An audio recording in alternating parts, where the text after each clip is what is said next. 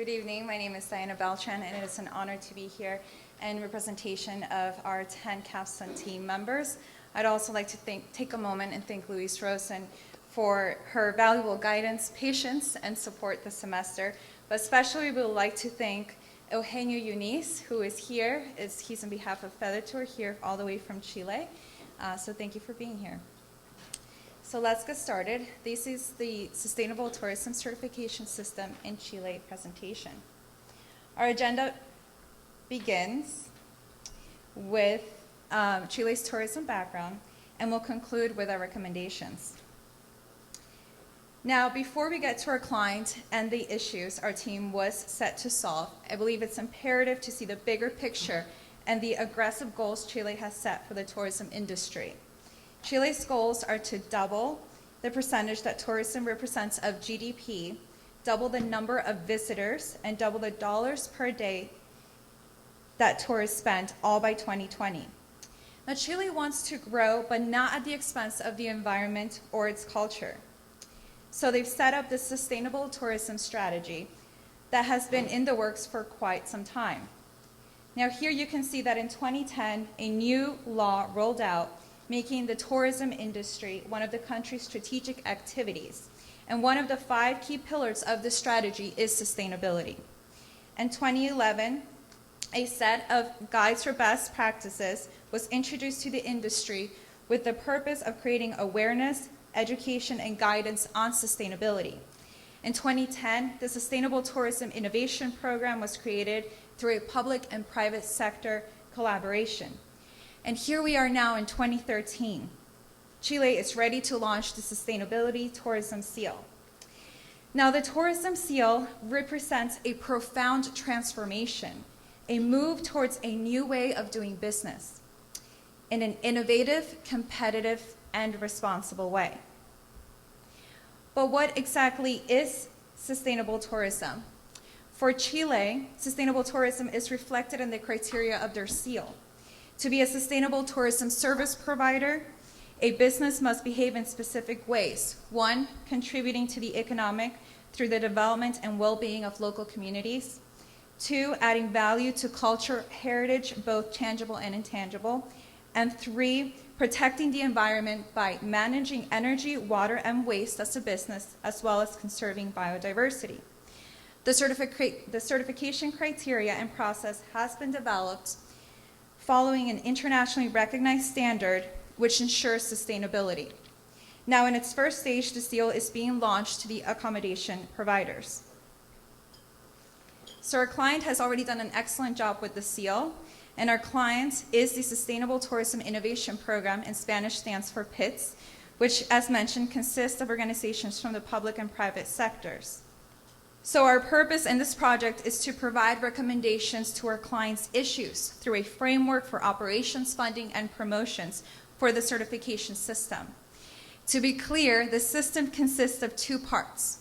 1 is the body that will manage and administer the program for its longevity, to be named the National Council for Tourism Sustainability. And the second part is the seal, not the criteria, but rather the future process for its long-term success. Our recommendations are answers to the client's issues. Some of those answers for operations are: how should it be staffed? How does the council work with the government? Should it have external auditors? For funding, how much will it cost to run? Should it be for-profit or non-for-profit? And for promotion, how does the seal increase membership? They have a goal of reaching 75 members in the first year. And would it be more attractive to provide the members with incentives? And how can the seal be recognized and branded? Overall, we want to ensure the long-term success for Chile's certification system. The goals for both the body and the seal are to protect the environment by bringing awareness to its providers, to grow in membership and gain momentum and sustain itself through the future, gain competitiveness in international markets that offer similar destinations, and attract more tourists looking for sustainable destinations, which study shows are willing to spend more money, and to be GSTC recognized and a credible certification.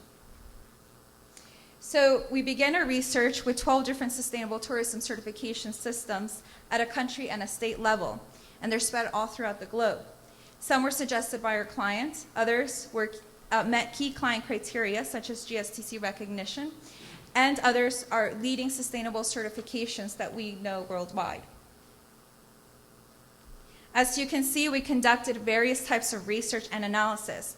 To bring your attention to some, for literature review, we were provided by information by our clients, like the Chile's National Tourism Strategy, which includes sustainability. We looked at standards like the GSTC protocols and ISO standards, and looked at websites and other online sources. One of the key findings from our readings is that there is no one best practice, or as I like Louise is saying, there's no one silver bullet to run a certification system. Next, we interviewed subject matter experts, such as the Tourism Economic Development Specialist at the University of Hawaii, the President of Sustainable Travel International, and the Technical Director of the GSTC. One of the major findings is that 75% of our interviewees agreed that the program should not be free and a fee should be charged to participants. For field research, we looked at Netherlands, Canada, and Costa Rica, and we were able to dig deeper into the program's successes and challenges. One of disheartening items that came from one of our travels was to find that the hotel one of our classmates stayed in was falsely certified. So this made us know that this is not a credible auditing process, as we were informed by our research and the people that we interviewed. For our analysis, we began with a gap analysis. Looked at the criteria between Chile and other certifications. Here we compared and contrasted the program. Through this, we were able to see that systems certified GSTC were closest to what Chile is looking for. And next, we benchmarked each system in order to evaluate the relevant programs to Chile against key micro-level criteria across the areas of operations, funding, and promotions. Through this benchmark, we found that 64% of the systems actually charged a fee. This allowed us to inform and validate our recommendations, which will come later on. Also, we actually went out and did 2 surveys. One was sent to certified accommodations in our case study countries globally. This allowed us to obtain feedback of the different seals and hear it directly from the users. The second survey was sent to potential participants in the Chilean certification system, and we did this in order to get a temperature feel of their perspectives on the sustainable operations and Chile's future seal. One of the key findings on the general seal was in Canada, though it started as a government certification body, obtained the most exposure from partnerships that were made with the Hotel Association and through word of mouth rather than directly from the government. As for Chile, when the respondents were asked what opportunities they see from a sustainable certification that might be presented to their business, the majority of them, 87.9%, said that they believe it will reduce environmental impacts, which is great because it goes right back to what the goals of the seal and the system are. All of these allowed us to further support the recommendations, which will come later on. Additional team members also traveled to Chile to meet with our client and discuss preliminary findings and meet with various program stakeholders from public, private sectors, academia, accommodation providers, and other trade associations. Our key findings from our field research was directly from the lodging providers. They express how important financial incentives are and promotional value is for their buy-in. This helped us really bring recommendations that are applicable to what the client's looking for. So finally, our recommendations are split into 2 areas. One is the certification body. Our high priority recommendation seen here addresses our client's key issues and should be implemented in the short term. For operations, we recommend hiring a program director and both a marketing and operations manager to administer, grow, and manage the program. We found these recommendations as our SMEs that we interviewed said that most of these certification bodies are staffed through small numbers. Additionally, 12 certification systems we researched said that 70% of them said that they also have about 8 people or less administrating the program. Our second recommendation, we recommend using third-party auditors that are based regionally. Working with outside auditors potentially avoids conflicts of interest and reduces the program's operational expenses. Having regionally based auditors reduces necessary travel and lowers audit expenses for lodging providers. As for funding, we recommend that they engage stakeholders for funding opportunities. For example, leverage relationships with government agencies and NGOs. And second, we recommend that the program be structured as a non-for-profit. This will strengthen the credibility and independence that was recommended by 75% of our SMEs. And lastly, the recommendations for the certification seal itself. For funding, we recommend that the program adopt a fee-based structure where members are charged fees for various services. Over 60% of the certifications that we researched charge membership fees. And lastly, for promotion, we recommend that they integrate a communication website to grow value and network between lodging sector vendors and incentive programs available. 2, to leverage a partnership with an umbrella or hotel association, which, as seen in Canada, builds alliances, grows communication and interest at a local level. And lastly, partner with online travel agents. This is key as it allows external travelers to distinguish green hotels versus non-green hotels. And looking at websites like TripAdvisor that has over 200 million visitors monthly. And many are becoming green travelers and are looking for those green destinations. So overall, our recommendations support the way Chile has developed and prepared the implementation of the seal for sustainable tourism. The majority of the relevant components that ensure the program's success have been addressed correctly, thus providing necessary robustness, credibility, and transparency.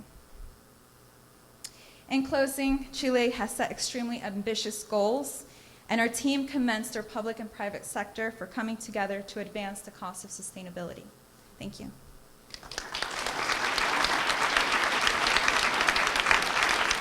Thank you. And if you covered this, I apologize.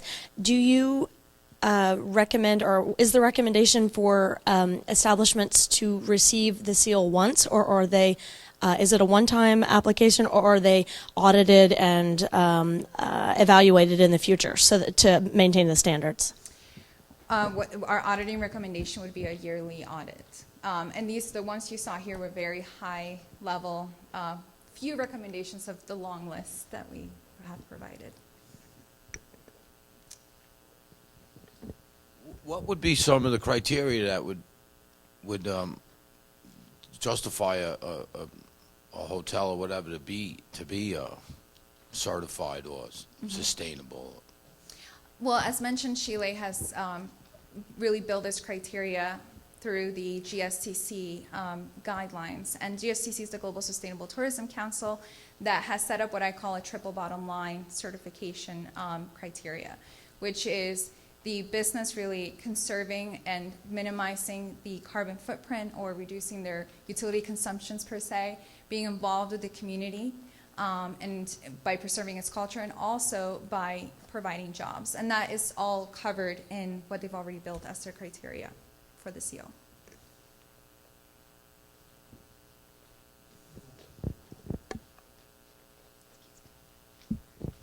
How many other companies are eligible for the seal? So they start with the accommodations, and the tourism industry is huge. So they're looking at tour operators, airlines, travel operators, amongst others that make the tourism industry. But it's easiest always, I believe, to begin with the accommodations.